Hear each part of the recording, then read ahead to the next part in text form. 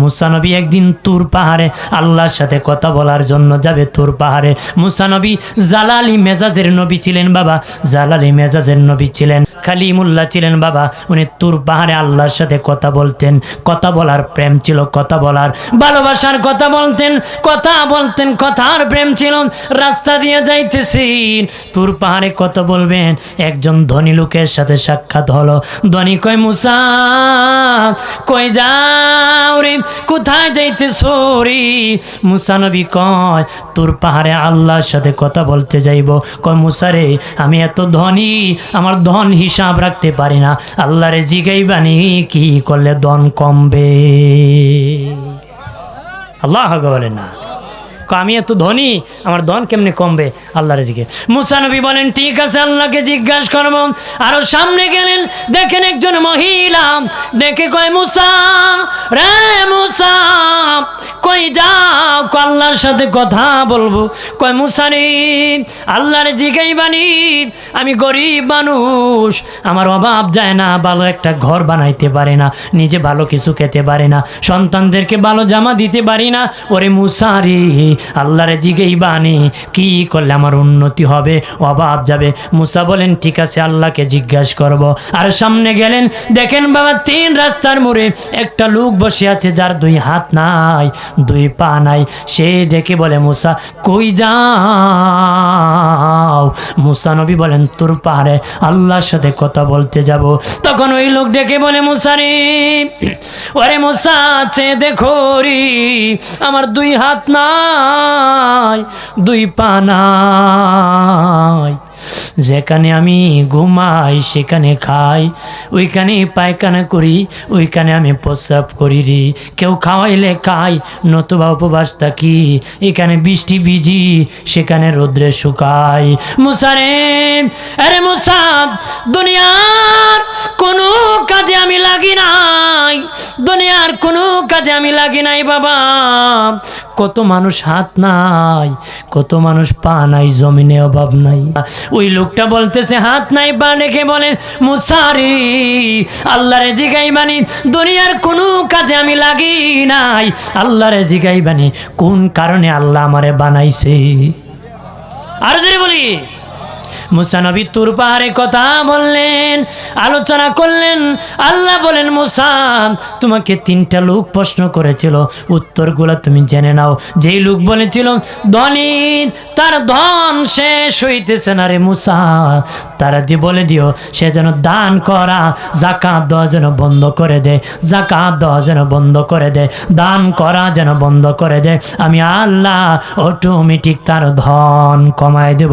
সে কয়, মুসা রে, আমি দান কমাবো না, যাকাত দেওয়া বন্ধ করব না, আল্লাহ যদি খুশি হইয়া আমার ধন বাড়ায় দেয় আমিও খুশি। আমাদের দেশে মানুষ যাকাত দেয় না, ধন কমে যাবে। কি কমে? আমাদের দেশের গরিবের চেয়ে ধনী বেশি যাকাত খায়, হিসাব না জানার কারণে। কি জানার কারণে? হিসাব না জানার কারণে নিজের যাকাত নিজে খায়। কতক্ষণ ঠিক কিনা? জোরে বলেন ঠিক কিনা?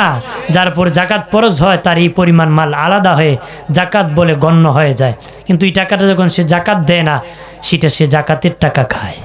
এই জন্য ধনী গরিবের চেয়ে ধনীরা না জানিয়া জাকাত কি বেশি খায়। আমার বানের বাবাজি নবী বলেছেন, শেষ জামানায় মানুষ জাকাতকে জরিমানা মনে করবে। নাউজুবিল্লাহ বলেন না, জাকাতকে মানুষ জরিমানা মনে করবি। ও প্রাণের দুস্থ বুজুর্গরা, খেয়াল করেন ভালো করিয়া। মুসা নবী বললেন, শুকরিয়া বেশি করে আদায় করো, আল্লাহ তোমার ধনের মধ্যে বরকত দিবে। সে কয়, শুকরিয়া আদায় করব। তখন আল্লাহ মুসা, একজন মহিলা বলেছে সে গরিব, তার ভাঙ্গা ঘর, অভাব যায় না, ভালো কিছু খেতে পারে না, ছেলে মেয়েকে খাওয়াইতে পারে না, ভালো কাপড় চোপড় পরতে পারে না। মুসা রে, তার বলে দিও যেইভাবে আমি আল্লাহ রাখছি সেইভাবে যেন বেশি বেশি করে শুকরিয়া আদায় করি। বেশি বেশি করে কি আদায় করে? মুসা নবী বলেন ঠিক আছে। আর ডাকি আল্লাহ, 3 রাস্তার মোড়ে একটা লোক যার হাত নাই পা নাই, তুমি তো দেখছো গো, তারে কি জন্য বানাইছো? সে বলে দুনিয়ার কোনো কাজে লাগে নাই। আল্লাহ কয় মুসা রে, জাহান্নামের একটা ছিদ্রি আছে, সে যত বড় ছিদ্রিটা তত বড়, আমি আল্লাহ তাকে দি জাহান্নামের ছিদ্রিটা বন্ধ করব। মুসা নবী আলোচনা শেষ করেন, 3 রাস্তার মোড়ে লোকের সাথে দেখা, হাত নাই পা নাই, ডেকে বলে রে মুসা, আল্লাহকে জিজ্ঞাসা করছনি কি জন্য আমারে বানাইছি, আমাকে কি জন্য বানাইছিনি? মুসা নবী কয় জাহান্নামের একটা ছিদ্রি আছে, তুমি যত বড় ছিদ্রিটা তত বড়, ওই ছিদ্রিটা বন্ধ করবে। হাত নাই পা নাই লোকটা কয় আলহামদুলিল্লাহ আলহামদুলিল্লাহ আলহামদুলিল্লাহ। আমি ভাবছিলাম অযথা বুঝি আল্লাহ আমারে বানাইছে, এখন দেখা যায় আল্লাহ নিজের কাজে আমারে বানাইছে, নিজের কাজে বানাইছে। তাফসীরওয়ালারা বলেছে আলহামদুলিল্লাহ বলার সাথে সাথে মুসা নবী কয় জান্নাতের খবর পাইলে না কি বলতে রে, জাহান্নামের খবর পেয়ে বুঝি আলহামদুলিল্লাহ বলতেছে। কিতাবে লিখেছি আলহামদুলিল্লাহ বলার সাথে সাথে তার হাত গজে গেছে, পা গজে গেছে, সুস্থ হয়ে সে দাঁড়ায় গেছে। আল্লাহ কয় মুসা তারে জানিয়ে দাও জাহান্নাম তার জন্য হারাম করে দিছি, আমি আল্লাহ তার জন্য জান্নাত রেডি করছি। আর যদি বলি, আর ওই মহিলা বলে মুসা আল্লাহরে জিজ্ঞাসা করছুনি আমার গরিবী হালত কেমনে দূর হবে? মুসা নবী কয় বেশি বেশি করে শুকরিয়া আদায় করো। সে কই এই জন্যই বুঝি মুসা আমি তোমারে জিজ্ঞাসা করেছিলাম, আমি আর পারবো না, আমার আর সহ্য হইতেছে না, শুকরিয়া আর কত আদায় করব, তোমার আল্লাহ তো দিতেছে না। মুসা নবী কয় আমি জানি না, আল্লাহ কইছে তুমি শুকরিয়া আদায় করো, আমি জানি না।